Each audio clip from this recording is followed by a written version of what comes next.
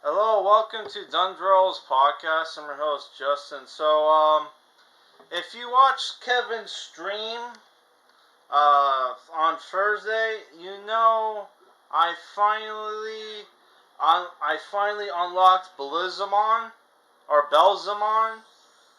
from Digimon Season 3 or Digimon Tamers in this game, right?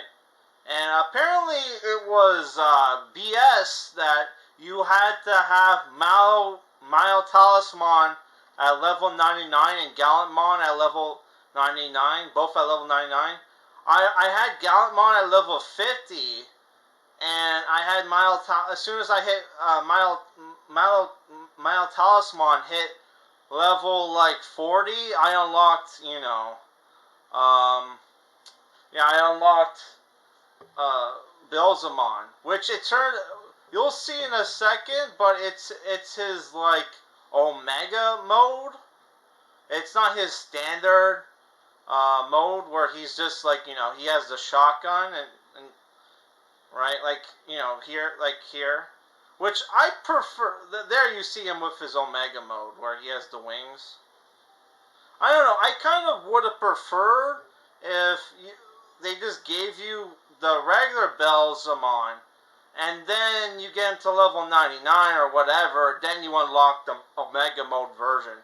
Here they just straight up give you the Omega Mode version, which I would have liked, having to level them up to like at least level 40 or something, man. Which it doesn't take that long. Like, it only took me like 21 hours and a half to like get Beelzemon, right? So I would have mind doing another 5 hours or whatever. Which So I also found something funny that like lately every time this is random, but it's raining now and it's barely spitting, and as soon as it starts spitting, the internet goes out, which is like, what the hell, man? So that if you're wondering uh, why I'm doing this video, it's Friday night at like 9 o'clock.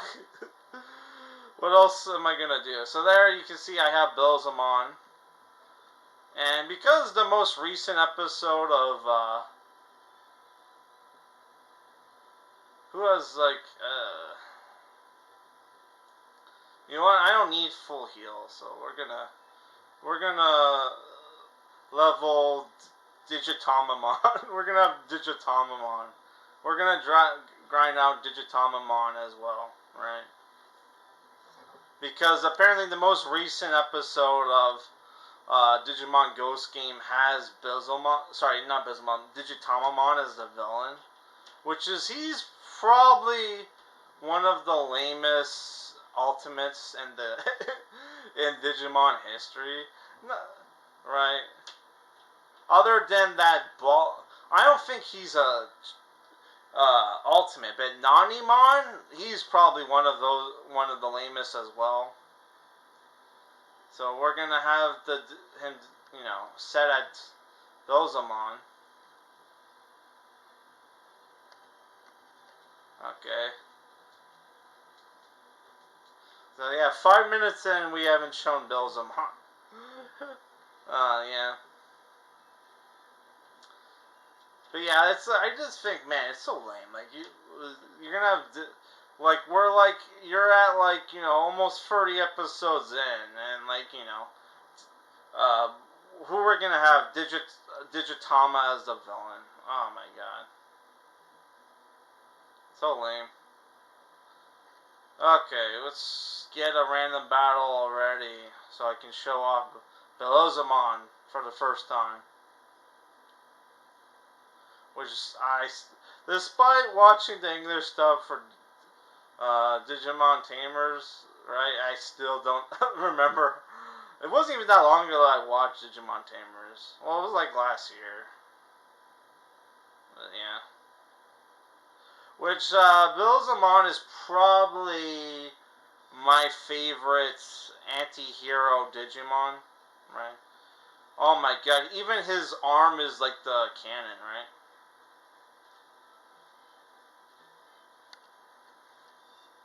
He looks cool. You gotta give him that. Show us his face. There's his face. Man, was it worth grinding 20 hours? I don't know. Whatever. Oh, he didn't shoot it out with his gun. God damn it. And he doesn't have the Mad Max double barrel short shotgun. Short barreled shotgun. Which obviously Beelzemon is obviously inspired by Mad Max. Let's be real. Like there's by the way, other cool anti-hero Digimon in the Digimon series, probably I don't know if Leomon counts, but maybe because Leomon is sometimes a villain, but that's usually because he's mind controlled. So I guess he doesn't count. But other ones is obviously Stingmon, who's like the Common Rider Digimon, who looks really cool. I used to have an action figure of Stingmon. Actually, it was an action figure that was like a transformer where it could transform. On one side it was Stingmon, the other side it was XVmon, and then you could transform it into Paladramon, which was pretty cool. Yeah, the Digimon toys were fucking awesome as a kid. Yeah. Other Digimon toys I had was Growlmon, which a friend of mine stole. Thanks a lot, asshole. And he had he didn't have rich parents, but he had parents that spoiled him. Right? And he went on to get win a car, a sports car in high school, and dated a really hot chick, and is now probably super successful and rich, man. Some people just have all the luck. Fucking guy. But you know what? That guy got me into I was already into anime before I met him, but he introduced me to a lot of cool anime and games. He was the one who introduced me to Inuyasha, Arc the Lad, Twilight Spirits. What else? I already had Kingdom Hearts, but yeah, I don't know. We formed an anime club in elementary school, and it lasted one day. It was so lame.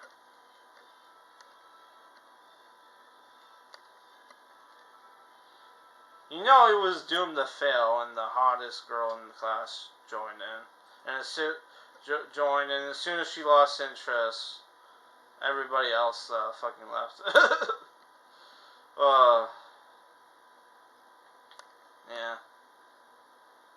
Why did she join in the first place? Probably because she had a crush on my friend, which they did date for a while. Man. For people who don't believe there are popular nerd guys who were popular in school, that they did exist. Fuck, I was friends with one of them, man.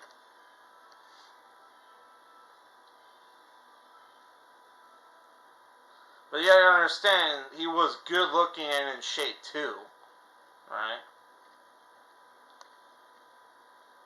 Yeah, that's the thing.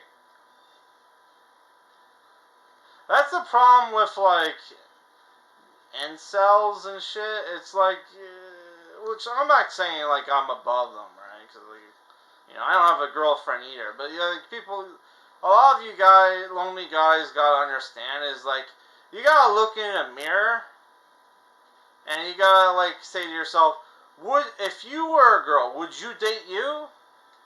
And if the answer is no, then come on, man, you gotta do some self improvement or something. Because I got some, like, intelly friends who, like, once in a while, like, post, like, depressing shit. And, like, not depressing shit, self-pity shit. And it's like, dude, just like, I know working out is hard, dieting is hard, but if you're not willing to do that shit to get laid, then don't bitch about it. If you're not gonna do the hard work, to try to get a girlfriend, then, like, or whatever, right? Because in my mind, it's kind of not worth the hassle. Like, the all the shit we have to do for girls, it is kind of not worth it. If you ever had sex and you're like, man, all the bullshit I had to fucking go through, and it's like, dude, oh my god. And then, like, sex is like one of the most overhyped fucking things in the world. It really is, man. But like the fucking hoops these fucking these women put us through, man, and it's like, dude, it's not fucking. Oh my god. It is like the most overrated fucking thing in the world, man.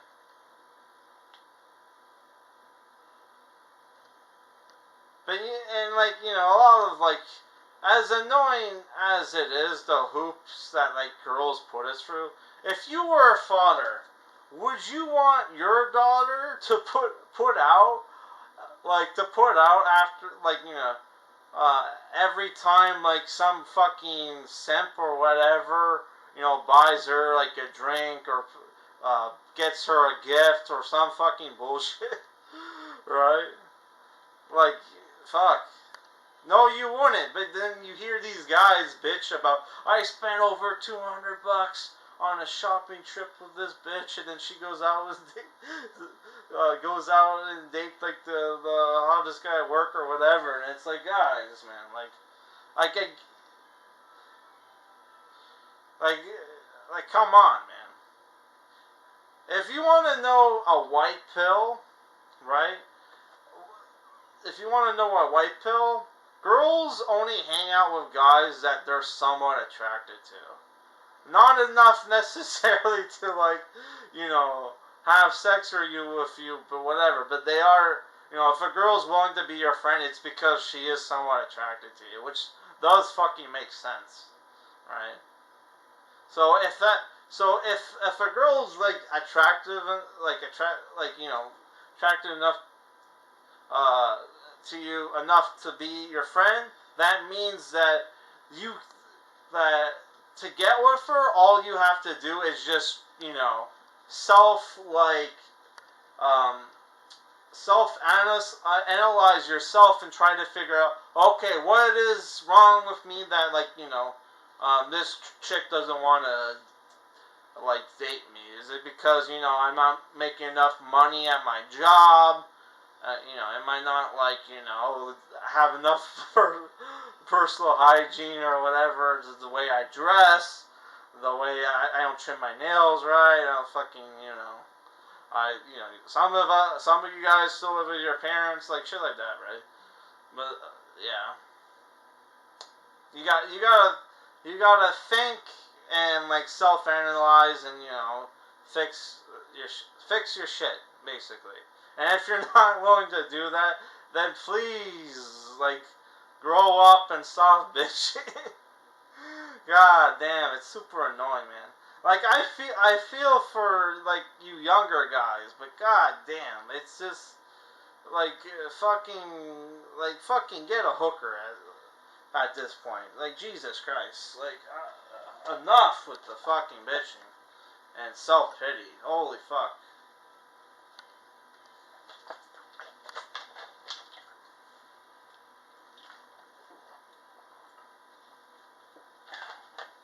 I don't know how we got here, but we're here.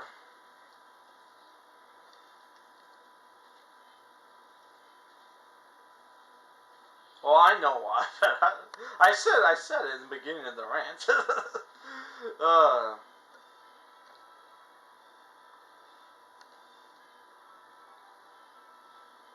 And like I said, like I don't have a girlfriend either, but you know what?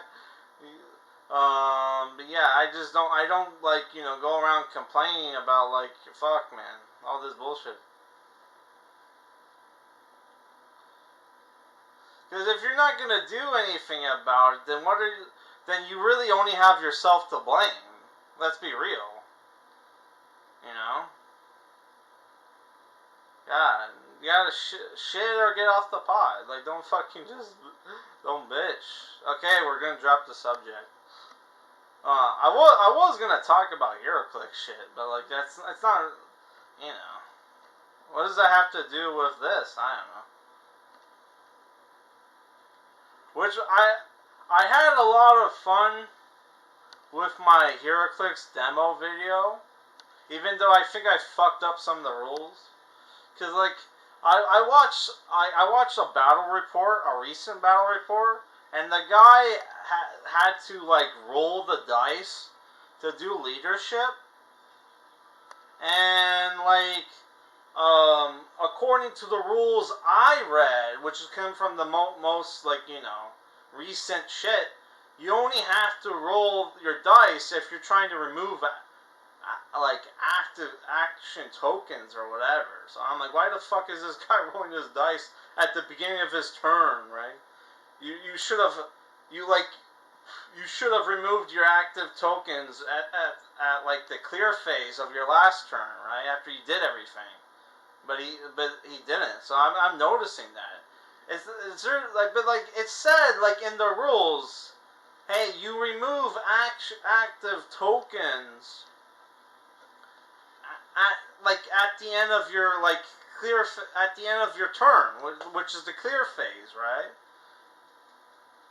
Like you should only have to do like rules like leadership and willpower, which gets rid of active tokens.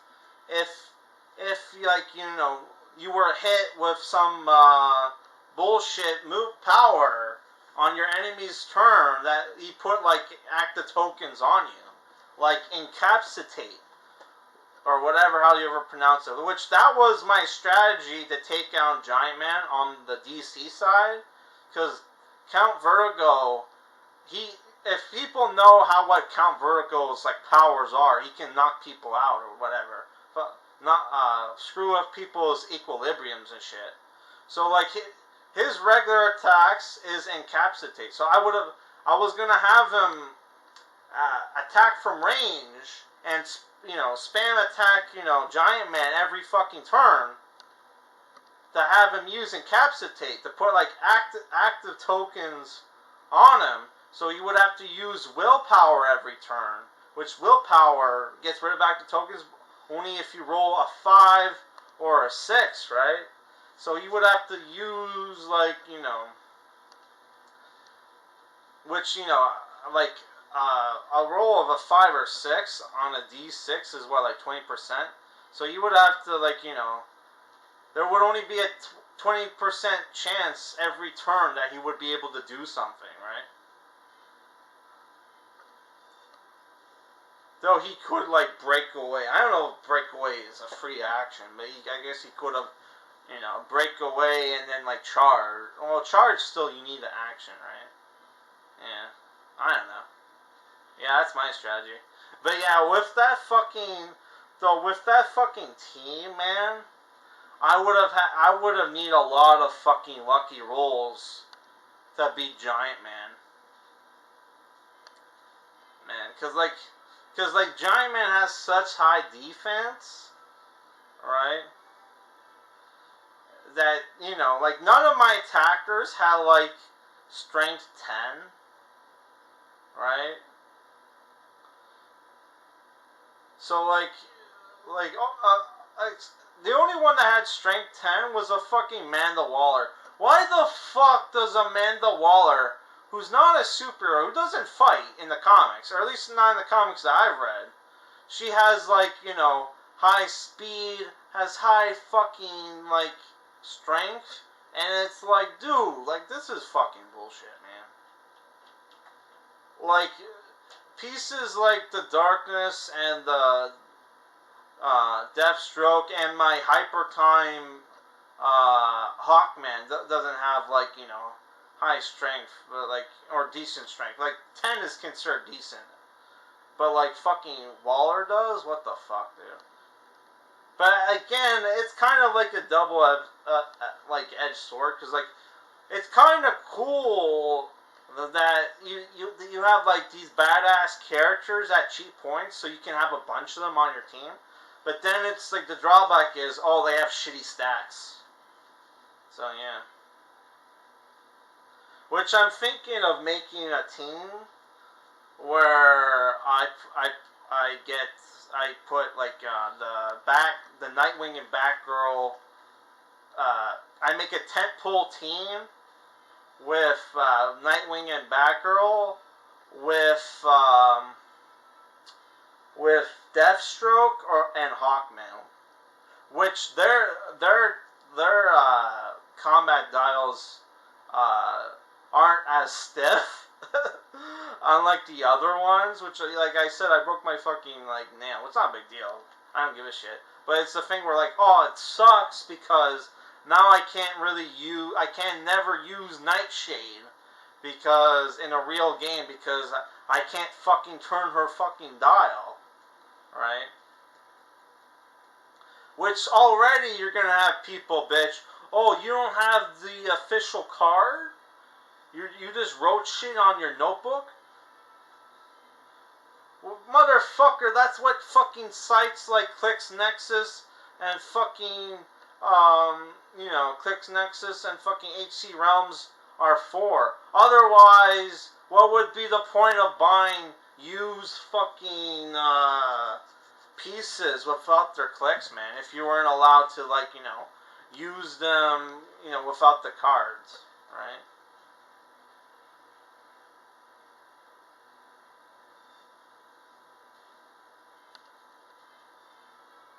Which if you're which if you're playing with pieces, you should have the special rules memorized. But I mean the power the powers effects memorized. But you need them so like your fucking team, your opponents, when they use powers like Outwit or Perplex or whatever, can like nullify your power. So they need to know what powers your characters have. So you need to have the cards and shit. But fuck, man. Oh my god. Thing is, I know I didn't throw them out, but the thing is, I put them in a box and I can't fucking find the box. But like, I never had like a bunch of my pieces. Like I never had cards to begin with. Like with the Hyper Time Hawkman and Hyper Time. No, it's not Hyper Time. Like characters like the Darkness and Deathstroke. I bought those used because my local comic shop would sell them like used. Which fuck man, I kind of wish I bought his Atom Smasher. Which I think I can't remember what he had it for, but he had it for a lot of money. But apparently the Atom Smasher clicks. It's a giant, for people who don't know, Atom Smasher is a giant DC superhero, and he's only 100 points. Actually, he's like 97 or whatever. But he's like, fuck, man. Like a giant character with cheap points. Fuck, that's fucking awesome. And he is a cool costume, right? I love Atom Smasher's costume, right? Though what sucks is like I put like Atom Smasher on like on HC Realms and he wouldn't show up, so I had to put the Atom and then he would show up. I had to go through a bunch of Atoms to find Atom Smasher. It was like, what the fuck out of here, right? And there's also a giant like Atom Smasher clicks of the new 52 Earth 2 Atom Smasher, which has a cool costume. So I don't know, man. I hate Earth 2. I don't hate Earth 2, but I hate new 52 Earth 2. Which, if you watch my review, which apparently I didn't know this at the time, but apparently when I was doing that, like, favorite comic writers / least favorite comic writers, I found out that, like, oh, James Robinson, like, quit, you know, quit Earth 2, his Earth 2 run, which I was surprised it went to, like, over 5 volumes, man. I'm like, this shitty fucking series went to over 5 volumes, man. What the fuck? But I think maybe what might have happened is maybe, like, he didn't like, the woke shit might have not have been his idea, and they pushed it onto the series, right? Because it was an alternate. They basically wanted to do, like, the Ultimate Comics, where they wanted, oh, let's, like, because alternate universe, let's make characters gay or race swapped, even though it doesn't make sense for, like, for a character. Hey, this is the same guy from this other universe, but he's a different. He's basically a complete different person. It's like, how the fuck does that make sense? Oh, this Wally West, he's, like, biracial. It's like, how is he Wally West then? Oh my god. They should just make them a different person. Fuck. Right?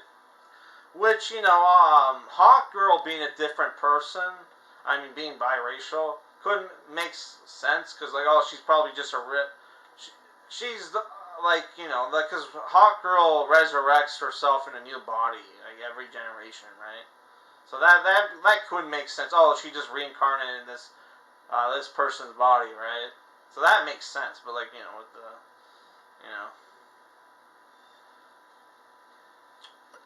yep. But yeah, maybe that's why. Or maybe he just got, like, so ashamed of the bad reviews that he just quit. Right? Which I was so fucking surprised that I was reading. Because I was having trouble, like, deciding, like, my favorite writers list. But I was surprised that on fucking some website, they put all best comic writers, and they put, like, all the famous ones, but they also had, like James Robinson, Kelly Sue DeConnick. Holy fuck, they might as well put fucking Daniel Way there. Which I'm surprised they didn't. But yeah, I would have. Fuck, dude, I would put Daniel way above fucking Kelly Sue DeConnick. But unlike, but Kelly Sue DeConnick, we have to pretend she's a good writer because, they adapted her shitty, like, like a cardboard cutout version of, like, Carol Danvers. Which Perch did a good video on Carol Danvers, where it's saying, like, dude, like, she was, like, a fully fleshed out character. She was a way likable character in, like, fucking, like, her comics, right? And then, like, they just, like, they turn her into Mary Sue. It's like, literally a Mary Sue. Like, she doesn't struggle, where in the comics, she had, like, alcohol addiction or whatever. So, yeah, that's it for this video, guys.